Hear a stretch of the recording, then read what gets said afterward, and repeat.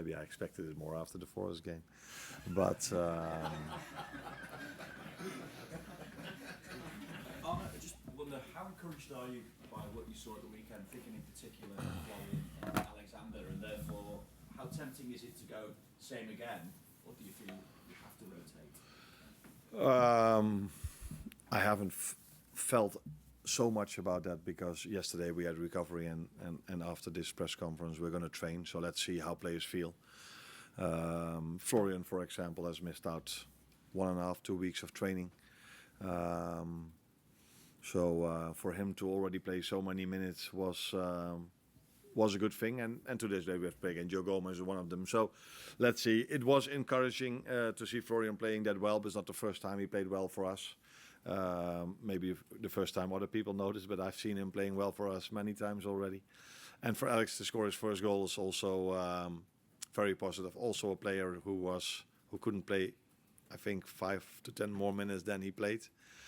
Because he told me yesterday that he felt a little bit of cramp coming up already. So another player where we should see how he does when he trains today. I'm assuming though that Mo wasn't happy about being left out. Therefore, what's his reaction been like since? What kind of conversations have you had with him? No, that's a fair assumption, and that's a normal reaction from a player that's good enough to play for us. And then I say it mildly because he's been so outstanding for this club for so many years and will be for us in the future. So yeah, of course a player isn't happy he's not playing. He wasn't the only one who wasn't happy that he wasn't starting. I can tell you. And that's normal. But the way he behaved was as you would expect from a professional he is. But he was very supportive for his teammates, handled himself really well during the day and yesterday in the session as well. So you cannot be a player that's available every 3 days and play on that high standards if you go with your emotions. But for Mo, he's so disciplined, knows what to do to stay fit, and no matter if he plays well, doesn't play well, if he plays or if he doesn't play, he will always be that top professional, and that's what he was in the last 2 days. Just check what the plan is for Mo as well. I'm not expecting you to tell me when he's going to be starting again, but I assume you've got a date for him to go to AFCON yet, have you, or have you not got? Yeah, we have. I think is it FIFA who does this? I don't know exactly, but it's the 15th of December. But as always, in these situations, there's a player involved. There's the nation involved, Egypt in this situation, in the club, and there are always talks about what is best for all three of us. So.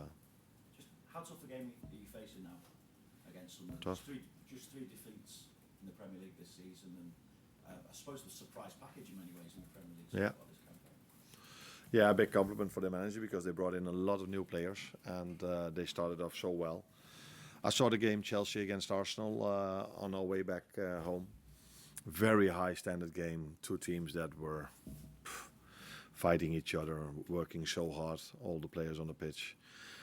And then I was aware of the fact that Sunderland was the team that beat Chelsea in their stadium and had a draw against Arsenal. So you can look at the league table by looking at them, how good they have done till now. But after that game, knowing that Sunderland is a team that beat Chelsea and had a draw against Arsenal, tells you how strong they must be. They seem to have a great resilience as well, don't they? I think we showed that against Bournemouth when they went 2-0 down and then went all the way to the whistle. That's going to be a big factor, I suppose, as well, isn't it? Yeah, another game where a set piece was also very important for them in this situation.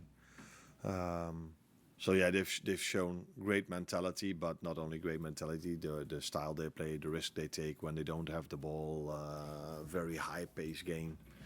Players are working so hard, all 11 of them, to get a result. And that's also what I saw with Chelsea Arsenal. But that's and if you play Chelsea Arsenal, you don't do this with 11, you have no chance of winning. So that's why they must be a team that does this. And that's what I saw when I looked them yesterday, and I'm going to watch more of them today. So a very hard-working team with also a very clear identity how they want to play off the ball and on the ball. Just to come back to something that you mentioned about more, if I may, then, which essentially, I suppose, he plays like he's superhuman, but the reality is he is a human being. Do we have to remember that sometimes?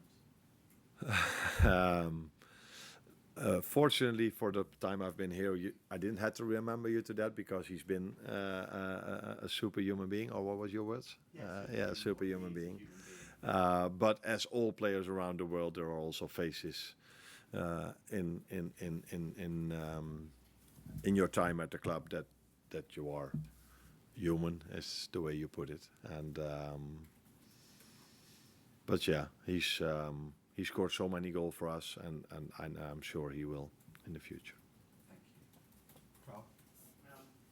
Can I just clarify, the 15th December date, is that negotiable? You were suggesting there may be some movement around that, possible movement around that? I think the way we've worked at this club, and I've worked in the past, is always that there is a communication between all three, the player, the club, and the country. So that's nothing new. That's always the same. Also when they come back, when they go. So, but I think is it FIFA who did this? FIFA, yeah. They've said the 15 is the last date. I assume a player has to be released. So would that mean even if it wasn't a negotiation, he'd be available for Brighton and then go, or would he go before Brighton? What is the date we play Brighton? Is 15 the day we play? Oh, no. There's your answer then. Yeah. Can I just check as well then, you touched already the likes of Isaac, Wirtz and Gomez and their fitness status. I presume, is it not possible for them to play 3 games as a week? And if that is the case, then do you have to make a decision on which game they out of the next 2 they play? I think they're not able to play 3 times 90. That's for sure. And now I have to wait and see how they feel today, if they are able to play tomorrow from the start again. But that all 3 of them can be involved in all 3 games. If they don't get an injury, that's a fair assumption to make. Arne, just with Mohamed Man again, is there sort of an indication from your end that the next week or so you could perhaps try out a few things to see how the team copes with that more? No, I think in a few weeks he's already at the African Cup of Nations. So we have to find then a way to play without him because he's not there. That's true. Yeah. And just another one really. So BBC's been looking at the issue of online abuse in football, and in one weekend at the start of November, the research showed that you were one of the most abused coaches online. And managers were more likely to be abusing players. So just really, how do you feel about that, and what more needs to be done to eradicate that? That was probably not after a win, was it? After the City game. Oh, maybe I expected it more after the Forest game. But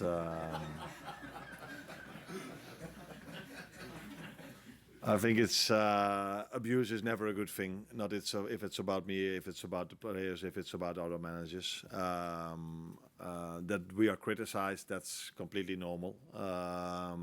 Even if we are winning, I think this happens. But if it starts with abuse, it's not a good thing. But I am not a social media person. I don't have a social media, so I'm not aware of it. But I'm not stupid. I know it's there. I would be the first manager in the history. No, not in history, because it's only recently that managers get abuse online. That if you start to lose, yeah, you're aware of the fact that people are not happy with you. But abuse is definitely not a good thing. But what I notice, what I feel, is the support the fans give me in the stadium, because even at 0-0, the fans were singing for the team, but also for me. So that's the support I feel. But I'm not surprised that after our results that there's abuse. But that's in general, that's something that should not happen, but unfortunately does happen.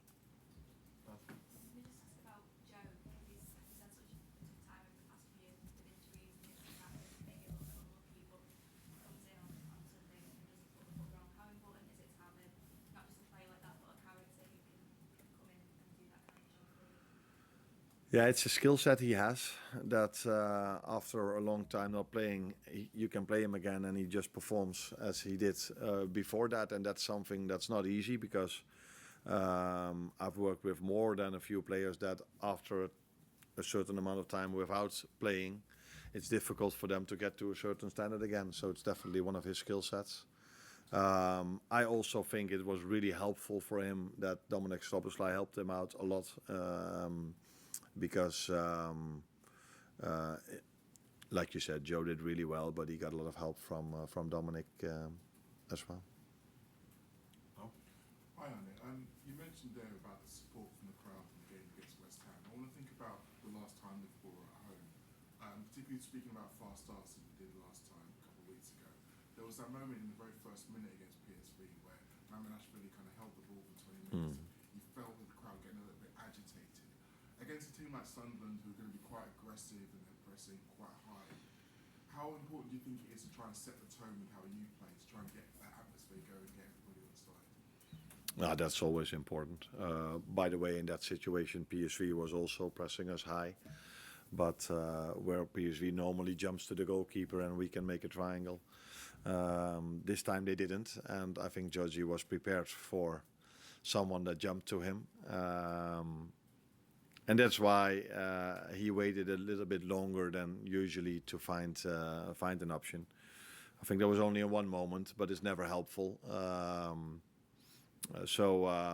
Sunderland are a similar team than PSV was in that moment. For the rest of the game, I think PSV was in a low block, which we didn't expect them to be, but which they did. But Sunderland combines both, so they are either pressing you really high or 11 players defend in and around their 16 with all they have, and that's why they are such a difficult team to play against. But it's in general, it's important to start a game of football well, ideally even by scoring a goal. But yeah, that's what both teams want, and we are going to try that tomorrow, better than we did recently, because recently, except for the West Ham game, we've conceded in the start of the game. James? Arne, can I just check on Conor Bradley and Jeremie Frimpong, where they up to with their rehab? Conor got into a training session yesterday for the first time. Team training, yeah. How do you say this? Not everything 100% yet, so we had to manage that a little bit. So don't get your hopes up too soon, too fast. But the good thing is that he does certain parts with the group already, and we expect the same with Jeremie next week. So the two of them come back, but unfortunately, we play a lot of games in the upcoming way. So Jeremie, if he's training with us next week, he will miss out on 3 more games, for example. But the two of them come back. With Conor, do you think tomorrow will come too soon, but maybe the Yeah. weekend could be available for Leeds? Yeah, I hope he will be available for Leeds. Yeah. Thank you, Start.